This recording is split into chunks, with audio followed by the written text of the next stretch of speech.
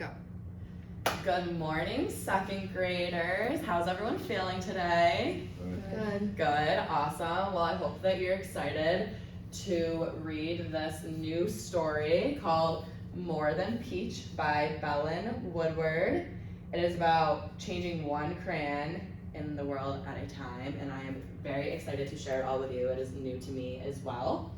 So before we begin reading the book, these are our very intricate learning goals for today. They are standards that we have to hit. In short, we will be talking about the social justice standards and ELA standards with our lesson today, but I did break it down for you into learning goals that are easier to understand. So first, all four of you will be able to recognize diversity in your classroom, school, and community. You will change your language to make it appropriate for every student. And the big one that we're really going to focus on here today is learning to become an agent of change, because that's what Belen did. All right, first, this book that you all read in first grade and you did your first grade play on it is The Day the Crayons Quit. So I'm going to give you all a second to work with your partner to see what you can remember, what refreshes your memory about this book, The Day the Crayons Quit, because it is going to be important to our lesson today. So I'll just give you a few seconds if you can remember anything about it.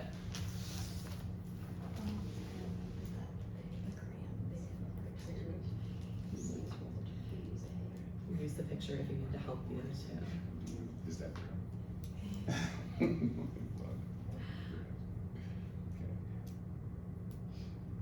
All right, awesome. Can anyone tell me anything that they remember about this story? Madison? That certain colors are tired of being overused for certain things, like green for trees. Yes, exactly. Anyone else? All right. So we are going to read 1 or 2 pages out of this book just to give us a little bit of a reminder. As you can see here in the picture, there's the yellow crayon, the blue crayon, the red crayon, the purple crayon, and they all have their little signs up because they're boycotting coloring. So, the first one that we are going to read is the blue crayon. It says, Dear Duncan, it has been great being your favorite color this past year and the year before, and the year before that. I have really enjoyed all those oceans, lakes, rivers, raindrops, rain clouds, and clear skies. But the bad news is that I am so short and so stubby, I can't even see over the railing in the crayon box anymore. I need a break. Your very short, stubby friend, Blue Crayon. And then we're also going to read the pink one, and that's it. Duncan. Okay, listen here, kid. You have not used me once in the past year. It's because you think I'm a girl's color, isn't it? Speaking of which, please tell your little sister I said thank you for using me to color in her Little Princess coloring book. I think she did a fabulous job of staying inside the lines. Now, back to us. Could you please use me sometime to color the occasional pink dinosaur or monster or cowboy? Goodness knows they could use a splash of color. Your unused friend, Pink Crayon. So yes, just like Madison said, the crayons are a little upset with Duncan, who has been using them. All right, so the main story of that book, although it was about crayons, was really that the crayons were voicing their opinions on how they felt. So let's keep that in mind as we read our next story and voicing our opinions. But speaking of crayons, we're going to look at a few different shades of crayons. So you should all have some crayons in your pencil box.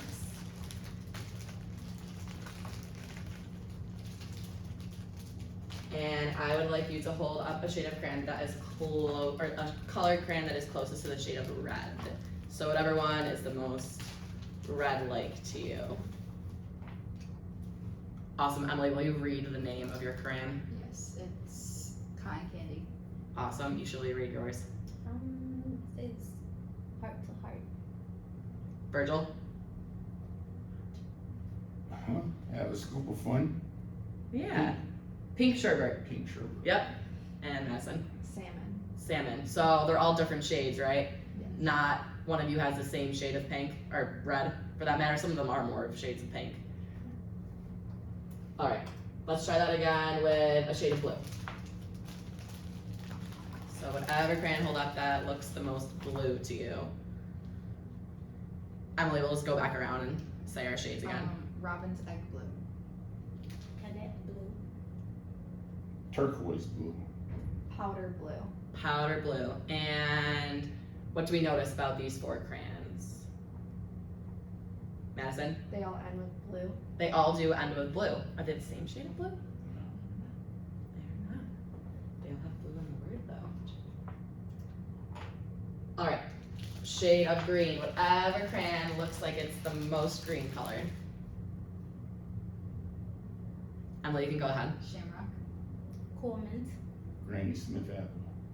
Inchworm. Ooh, I like that one. And what do we think about those? Kind of similar to the same theme of the red and the blue. They're all different colors. Alright, I am now going to ask you to hold up a crayon that is a shade of skin color.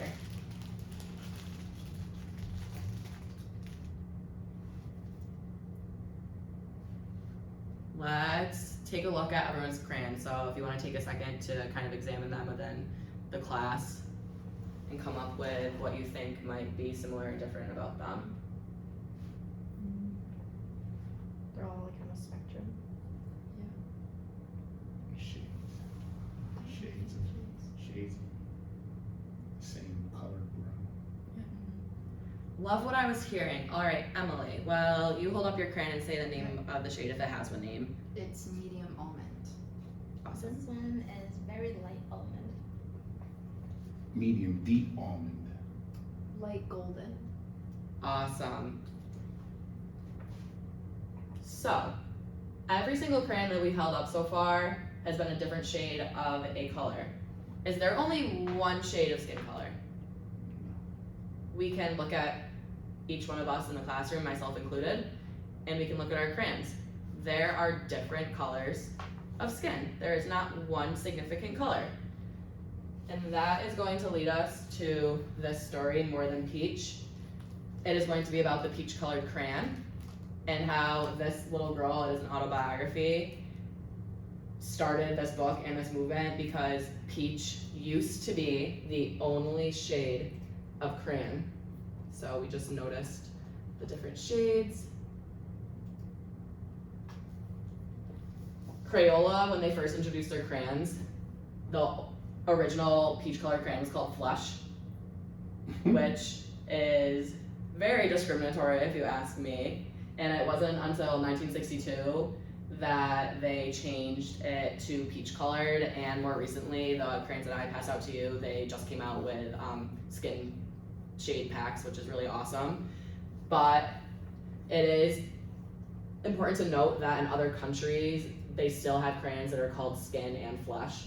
So although the United States has come to terms, and they came to terms back in the 60s with how wrong that terminology is, there's other countries such as India that had that problem up until 2015, and even countries that are still using the flesh as a color. So like I just mentioned, we are going to be reading this book about Belen Woodard, who took action to change the language used in her school surrounding the peach-colored crayon. I do have a worksheet for all of us to do as we read the story. I was going to do a read aloud, but I decided I want to read it. So I'm going to read it, and you can put your names on these, please.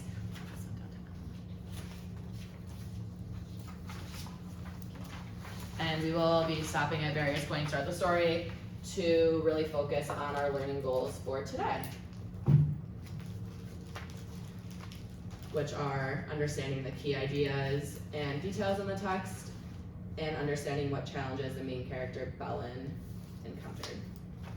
So, we're going to sit down and read. Actually, I'll stand. More Than Peach by Belen Woodard. changing the world one crayon at a time. I'm gonna go back to that. Rise and shine, sunshine, is my wake-up call. But just for a moment, my eyes cling to last night's dreams, not yet ready to leave them behind. My mornings are filled with smiles and a bump here and there. We rush in the busyness of the oh my god, I can't read today. We rush in the busyness the morning brings. I would like us all to take a peep at this page and raise your hand if there's something that's similar to an object you might have in your house that's similar to something that's either in Bellen's bedroom or in Bellen's kitchen. Any similarities? Emily? Slippers. Slippers, yeah, I have those too. Yes? The breakfast table crowded. Yeah, busy family. Yeah. I feel that one. So we already can see that her life is similar to ours in some ways. Being with my brother is sort of like gazing into a mirror. Their faces reflect mine, shades of the world with the same and curious eyes. I sigh when I wave goodbye. My brother's reflections disappear and leave only me. But just one me is more than enough, and I make so much of it. Sometimes we might trip up, but we have friends to catch us. School is a home away from home. And when at home, we learn to grow. Does anyone have the skin-colored crayon? My friend asks. Some call it the skin-colored crayon. I've heard it many times before. But this time, when I pass the peach-colored crayon to him, something in me feels different. Can someone pass me the skin-colored crayon? Another friend asks later. The question rings throughout the room. I know this isn't on there, but let's look at Bellen's facial expressions. How do you think she might be feeling right now? He's gonna use up all of the peach color crayon. Yeah. How else might she be feeling? A little excluded. Yeah, excluded. Very similar to who's Virgil's working up here? Yes. This question didn't seem to bother my teachers or my friends. Why was I the only one feeling confused? My mom and I celebrate the day. We share lots of stories and giggles. I also tell her about the skin-colored crayon language. I explain that I even thought the question puzzles me. Even though the question puzzles me, I pass the peach crayon. Well, our skin is colored brown, so next time, why not just hand over the brown crayon instead? Mom says. But that doesn't feel right either. I think for a while, and then the idea hits me. No, Mom. Instead, I'll ask what color they want, I answer, because it can be any number of beautiful colors. And so, the next time that question rings out, I reply, which one? Skin can be any number of beautiful colors. How does Bellen respond to the question of being asked, can I have the skin-colored crayon?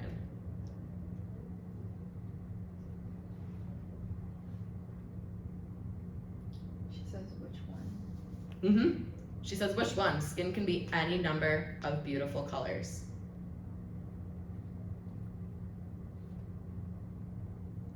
So she's already starting to change the language that's being used in the classroom.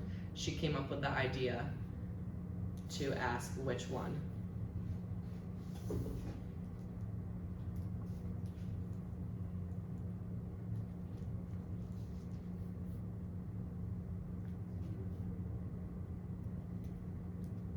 everyone ready to move on to the next part of the book? Okay.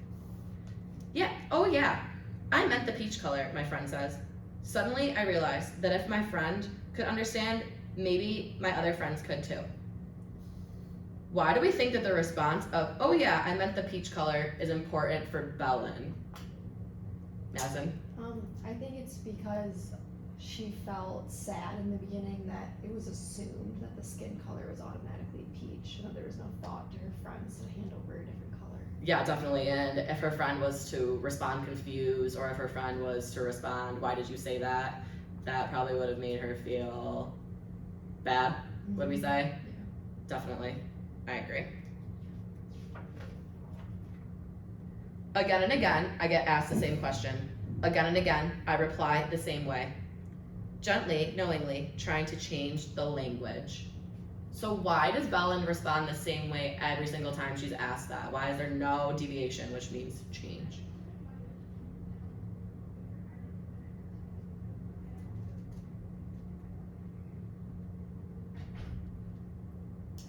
Emily? Maybe so that her friends will start to realize the more time she says it that's, I mean, it's different. Yeah, she's trying to create a ripple effect and create a change. Yes, Madison? Also, I think choosing her language carefully so it's not coming off rude. Yeah, definitely.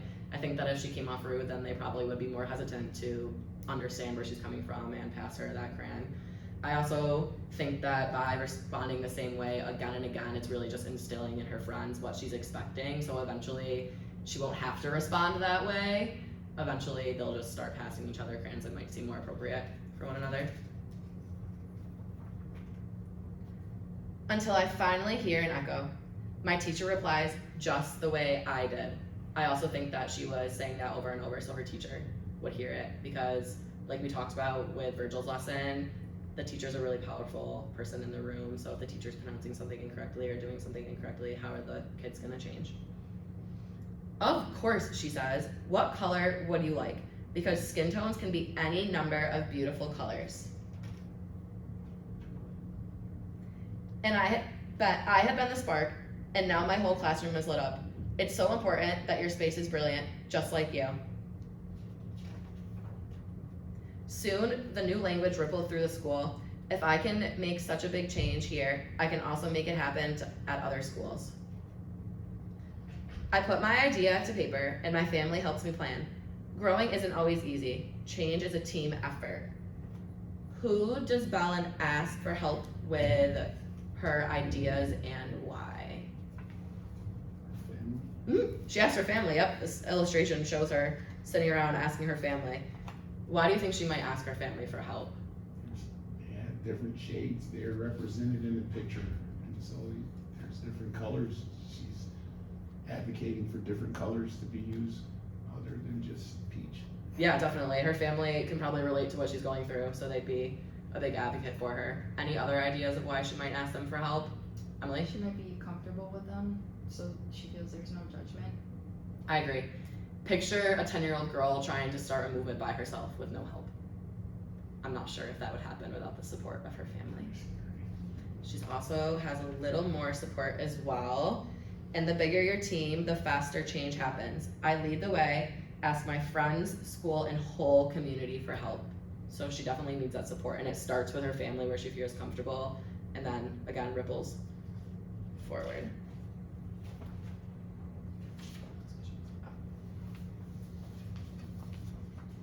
All around the world, the language is changing. Minds are growing. And we will keep going until the world knows we're more, much more than peach. We're each. Together, we can show the world the power of kidhood, one crayon at a time. How might these illustrations on this page right here, page 35, show Belen's impact? The word impact means her importance in the world. We're second graders, so we might not know that word. Look very carefully. Your books. Yeah, there is something back there.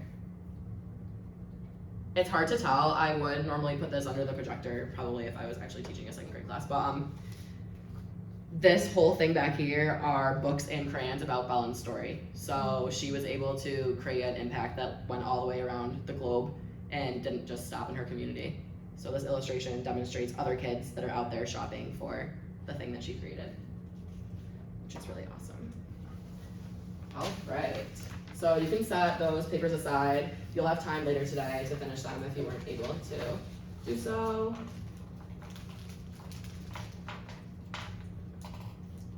A quote from Bellin that's really important, I think, is instead of asking kids what they want to be when they grow up, ask them what they want to change.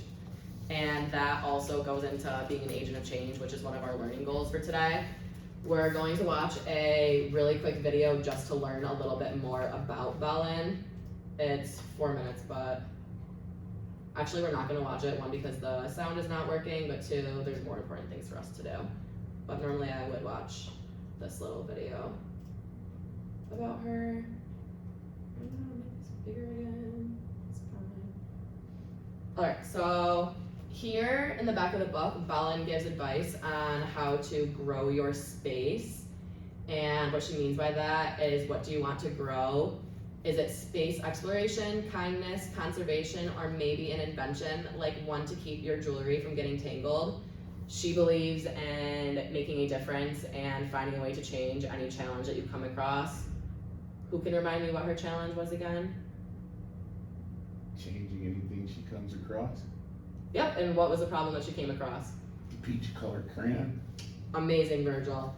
So she believes that using love, lift our voices everywhere, is a great way to do so. So starting small and talking about it with family and friends was a really big way for her to get her plan into action. All right, I'm gonna have you 30 seconds talk with a neighbor about what you think that Bellin wanted us to learn from her story.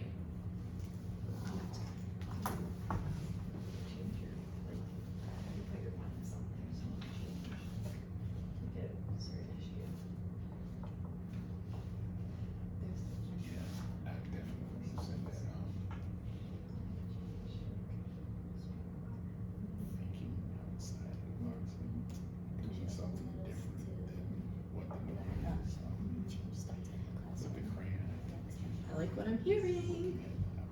you know, the ability, like you said, to change how people look at crayons and skin color. Skin color. All right, Emily, will you share what you thought that Bellin wanted us to learn from this story? That it might be difficult, but if you speak up and ask for support, that you can make a change in the world. If anyone else had that same idea, you hear this or see this. That's what we use at my school for seeing. Yes, Emily, you nailed it. So how might this relate back to our story, the day the crayons quit? Madison? For a long time, the peach colored crayon was getting overused for people who don't have peach colored skin. Yeah, definitely. Every single, I'll give you a little reminder, so we didn't read a lot of the book and you're not first graders, but the crayons in this book had to advocate for what they wanted. They wanted to be used to draw the sun. They wanted to stop being used for a little bit. They wanted to be more of a boy color.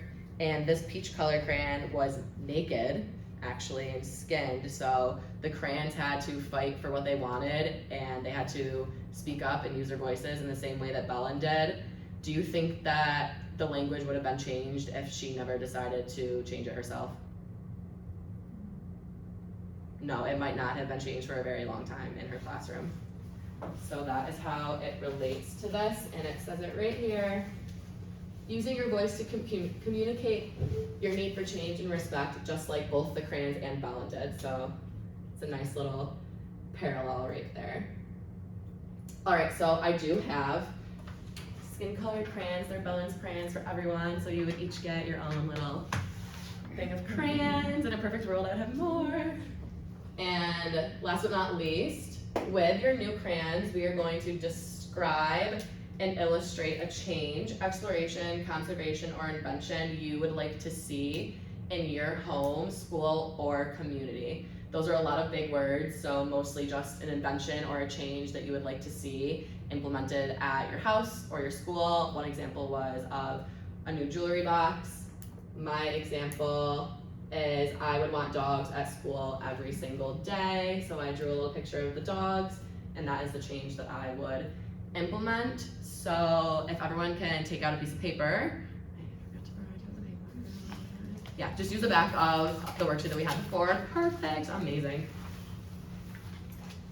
And I'll give you a minute to think of an idea and just a little sketch.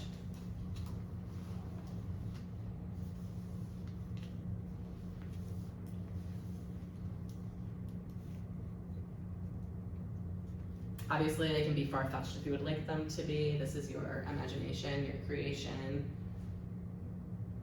But think of something that could possibly be realistic that you could actually implement into your school, your house, or your community. Do you need help coming up with ideas, Virgil? Struggling. Maybe think about things that you like to help you. I love animals, so I thought of an idea with animals.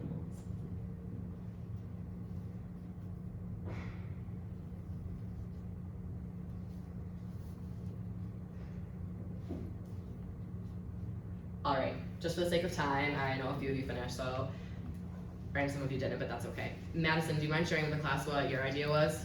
Mine was I want it to be summer weather so I can go swimming right now. It's me swimming in my pool. I like that. Emily? I'm really hungry right now, so I was thinking about Chipotle, and I think that should be at school. Yeah, definitely. Maybe vending machines at Chipotle. Yes. I love that. Those are all really great examples.